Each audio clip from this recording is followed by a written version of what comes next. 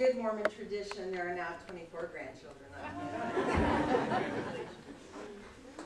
You have been a practicing Mormon for years, I guess. I would like to see by show of hands how many that are here today were not here for my first talk. Oh, okay. I was going to decide how much review I needed to do. I'll do this quickly.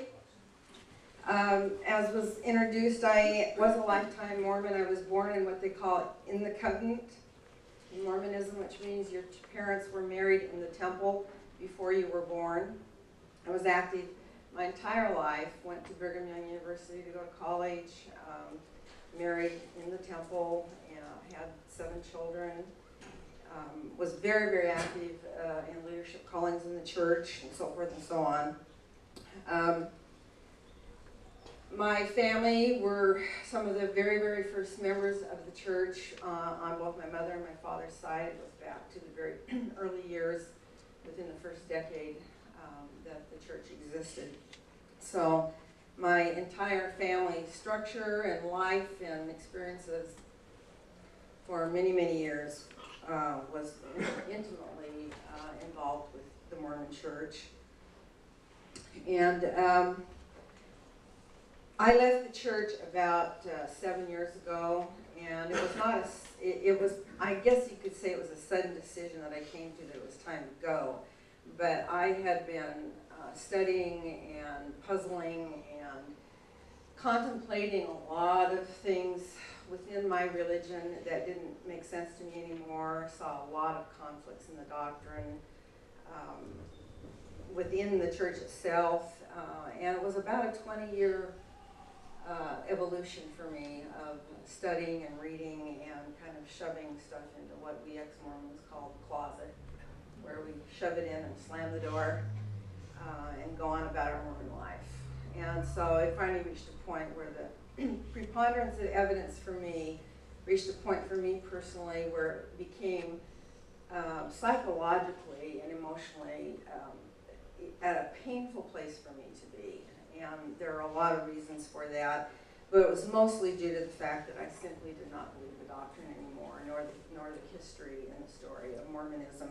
And I just had to go. I couldn't stay there and fake it anymore, in spite of the fact that I knew that it was going to cause a lot of pain to my family, and particularly to my children, who are raised to be very devout Mormons. And that has proven to be true, and I will talk more about that towards the end of my presentation today. I have one child who's out of the church. She was here last time. That's Kathleen. She's sitting in the back. And she left the church about 10 years before I did, so she was the really brave one in the family. And could tell you a lot of interesting tales about her relationship with her siblings from that point on, which has been difficult since then.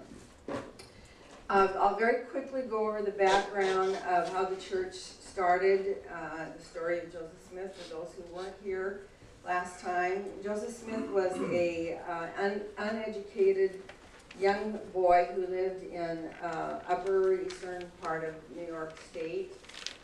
He lived in an era where there was an incredible amount of religious revivalism going on, and most of the churches in the area were vying for membership and baptisms, a lot of tent meetings, revivalist meetings. It became known as the burned over district, and historians call it that because of the religious revivalism that was going on at the time and how all-consuming it seemed to be to people. And Joseph Smith's family, some of them belonged to the Methodist Church. His father never did join the church until the Mormon church was started.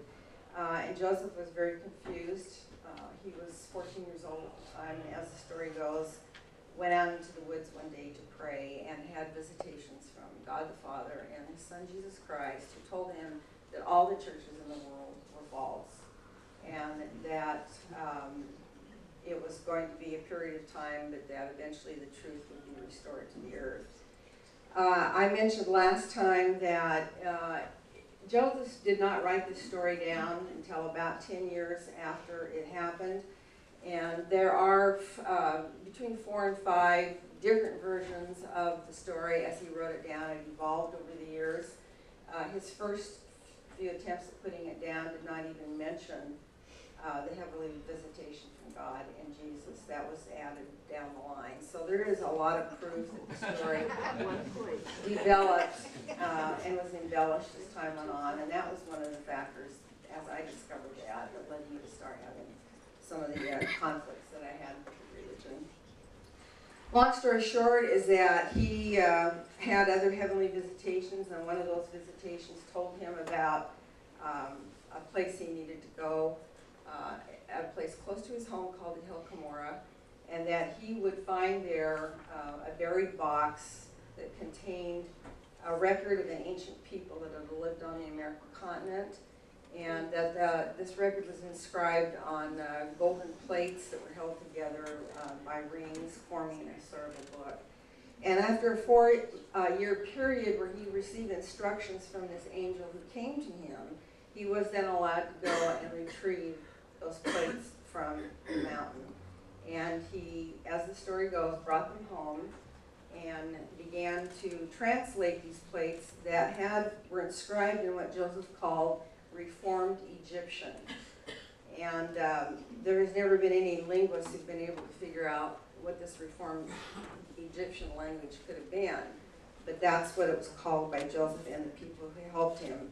They produced the Book of Mormon, which is a history of a group of people who came to this continent led by God out of Jerusalem about 600 BC.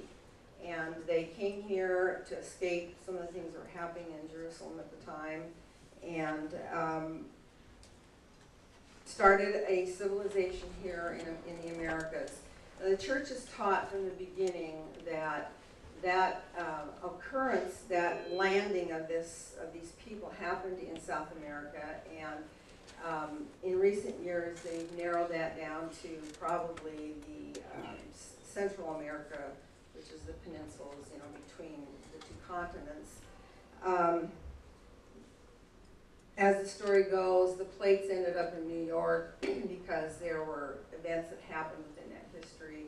The man who took the plates and buried them in the hill in New York was on a very long journey and was the last person alive of his tribe, I will say.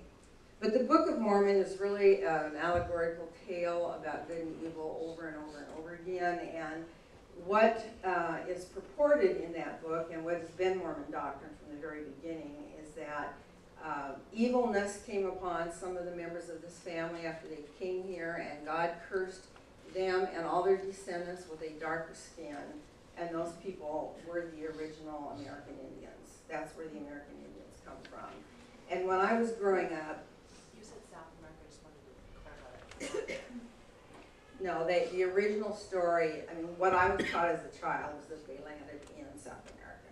Because that's where all the Aztec, the Mayan civilizations and all that are, which the Mormon church teaches are a result of this dark-skinned people who then created their own civilization, apart from the ones who stayed white. These two tribes fought back and forth, back and forth, back and forth for 1,000 years, and eventually all the white people were killed off in a huge battle up in New York State, where these plates were buried, supposedly. And so what was left was the American Indian. Now, and Mormon doctrine has taught for years that there were migrations away from these continents into the South Pacific, and that the South Pacific people on all the islands are descendants of these dark-skinned people who originally came from Jerusalem, which of course makes them all Jews.